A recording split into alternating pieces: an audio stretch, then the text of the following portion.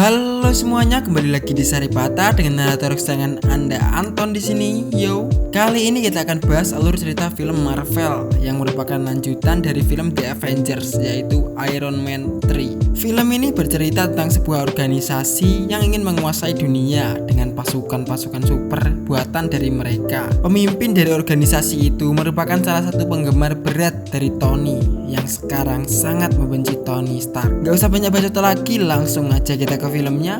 Squad.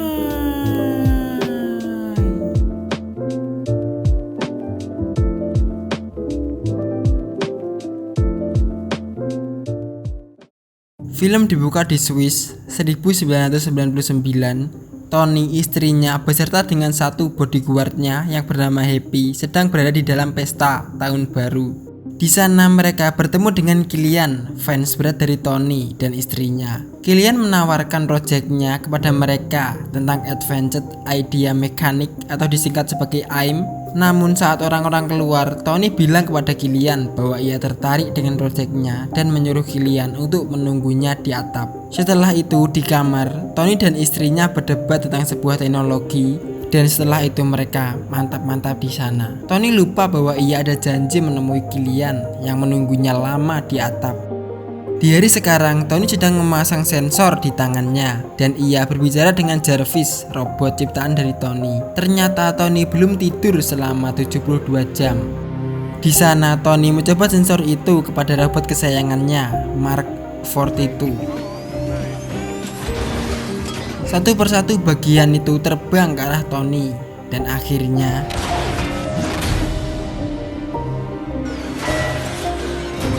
setelah itu siaran TV dibaca oleh orang-orang Mandarin atau teroris. Mereka menunjukkan tentang serangan, pengeboman yang mereka lakukan ke sebagian wilayah. Pembajakan itu ternyata bukan pertama kalinya. Sedangkan respon pemerintah untuk teroris ini adalah pembuatan sumber daya baru dan juga presiden memperkenalkan War Machine yang akan menjadi pelindung negara. Setelah itu, Tony dan Kolonel James Rhodes sedang membicarakan tentang pengeboman itu, yaitu 9 pengeboman, walau masyarakatnya mengetahuinya hanya 3 pengeboman. James takut kejadian di New York, serangan alien ataupun orang Mandarin itu semakin besar karena Pentagon mulai ketakutan. Tony tiba-tiba merasa pusing. Ia langsung bergegas keluar dan memakai baju Iron Man untuk mengecek keadaannya. Ternyata ia menderita masalah kecemasan yang sangat berlebihan. Nyonya Pepper dan Happy sedang berada di Stark Industry. Di sana Pepper akan menemui salah satu kliennya dan betapa kagetnya ia yang bertemu dengan Killian.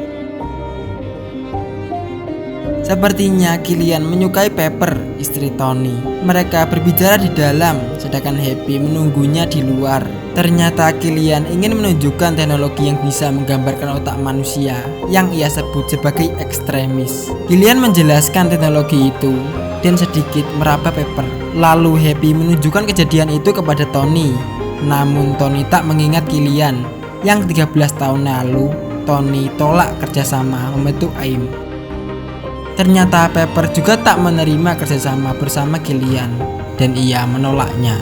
Sesampainya di rumah, Pepper marah karena ternyata ia diawasi oleh Tony karena bersama dengan Killian. Tony pun mengakui kesalahannya.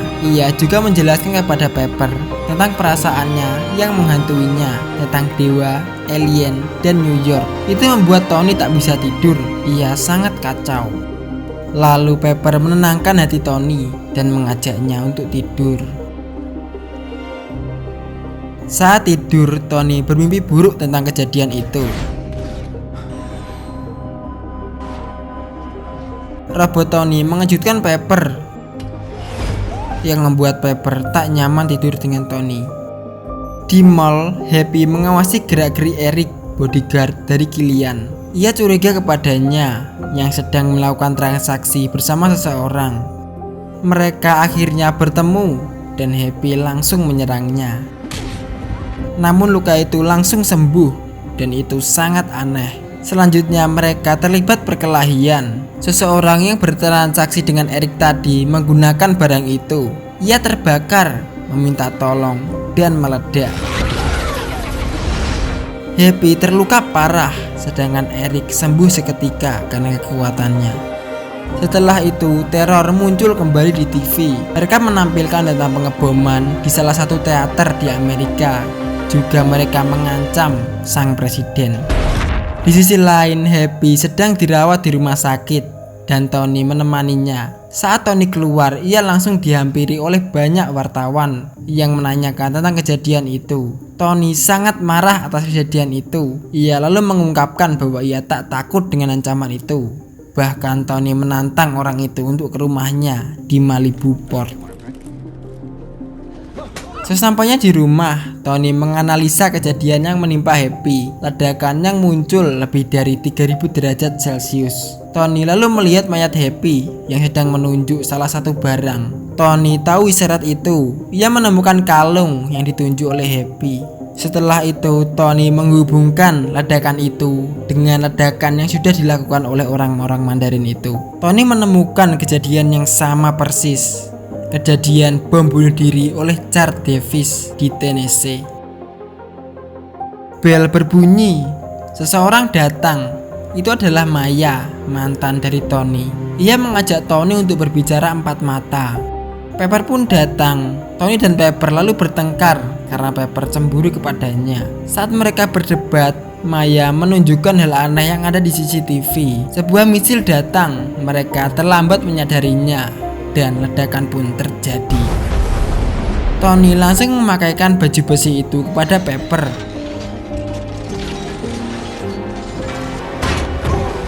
Tak beberapa lama helikopter datang dan langsung membombardir rumah dari Tony.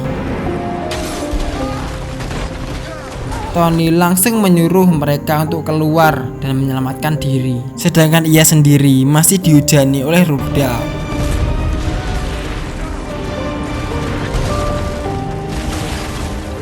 Saat istrinya sudah berada di tempat yang aman, Tony mengambil kembali baju besinya untuk mengalahkan mereka. Namun buruknya, tenaga Jarvis belum cukup untuk membuat Tony terbang dan Tony mencoba mengalahkan mereka dengan sebisanya.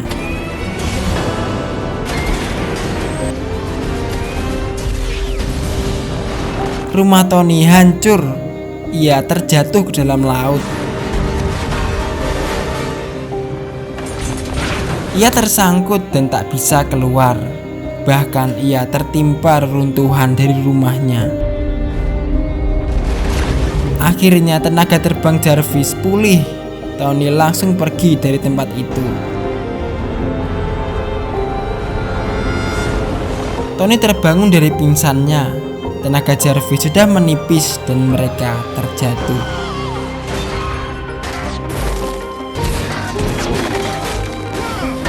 Tony ternyata terjatuh di Tennessee.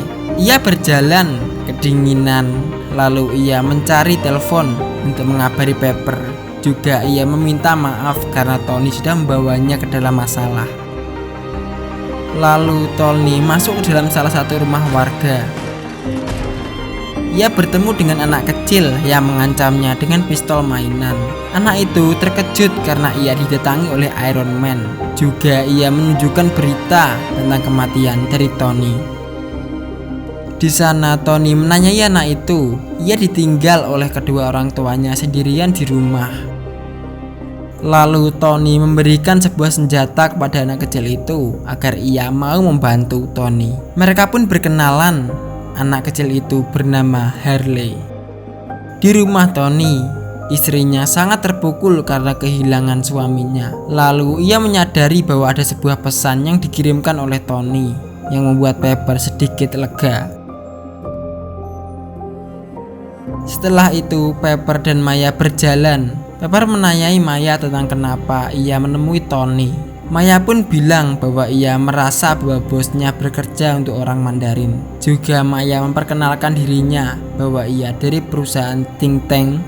Dan setelah itu Pepper menanyakan tentang siapa nama bosnya, yang ternyata adalah Killian. Anak buah Killian mengabarkan bahwa mereka tak menemukan mayat dari Tony. Setelah itu siaran akan terjadi. Tinggal mereka menunggu sang guru untuk melakukan siaran itu. Di sisi lain, Tony dan Harley sedang berjalan ke tempat kejadian bom bunuh diri itu yang dilakukan oleh Charles Darvish. Di sana Tony menganalisa dan juga ia kebingungan karena hanya ada 5 bayangan, sedangkan yang mati ada 6 orang. Harley malah menanyai Tony tentang kejadian lubang cacing di New York. Tony lalu mengingatkannya bahwa ia punya gangguan kecemasan. Tapi Harley malah menanyai penyakit Tony yang membuat Tony semakin takut juga cemas. Dan akhirnya Tony pun lemas. Setelah itu Tony bertanya di mana ibu Jarvis kepada Harley. Sebelum masuk ke bar, Tony bertemu dengan seorang wanita di depan bar. Tony pun masuk, ia menemui Nyonya Jarvis. Di sana Nyonya Jarvis langsung menyerahkan semua berkas tentang anaknya kepada Tony. Tak lama setelah itu, Tony meyakinkan dia bahwa anaknya tak bunuh diri, namun diperalat. Tiba-tiba wanita itu datang dan langsung menangkap Tony. Tony lalu mengode Nyonya Jarvis untuk membuang berkas itu. Wanita itu langsung menyerang semua orang. Tony berhasil kabur, namun ia bertemu dengan Eric. Setelah itu, Tony terlibat pertarungan dengan wanita itu.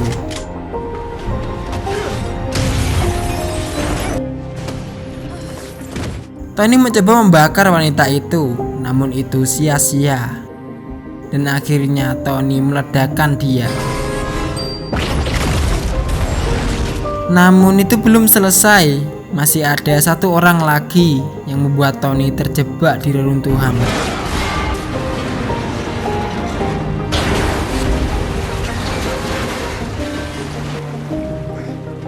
Ternyata Eric menyandra Harley. Tony lalu mengode Harley untuk menggunakan alatnya, dan setelah itu Tony menembak Eric.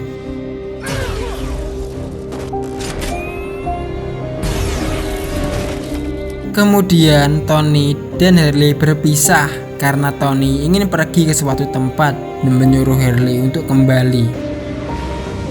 TV dibaca kembali oleh orang-orang Mandarin.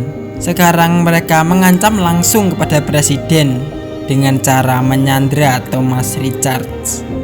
Mereka mengancam jika dalam 30 detik presiden tak menelpon, Thomas akan dibunuh. Pak Presiden ingin menelponnya.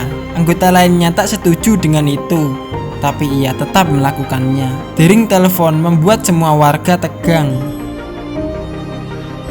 Tiba-tiba Thomas ditembak langsung di siaran itu, dan siaran itu juga langsung berakhir. Di sisi lain, Tony dalam perjalanan, ia membaca berkas tentang kematian Charles Darvish yang membuatnya semakin kebingungan. Namun saat ia melihat lagi brosurnya, Tony akhirnya tahu siapa dalangnya. Setelah itu, Tony langsung menelpon James yang padahal ia sedang dalam misi. Tony bertujuan untuk mengungkap semuanya dan ia butuh akses kepada robot war mesin.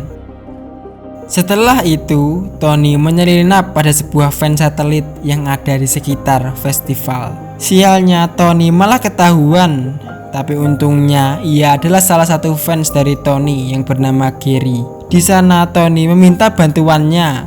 Tony sedang mencari orang yang jahat. Ia butuh bantuan Gary untuk mengkalibrasi pemancarnya. Setelah pengkalibrasian, Tony langsung mengakses war mesin untuk mendapatkan data-data yang sudah ada. Tony mendapatkan video tentang beberapa orang yang ia temui. Bahkan juga ada proses pemasangan serum itu kepada manusia. Dan apabila tubuh mereka tak kuat menahan serum itu, mereka akan meledak.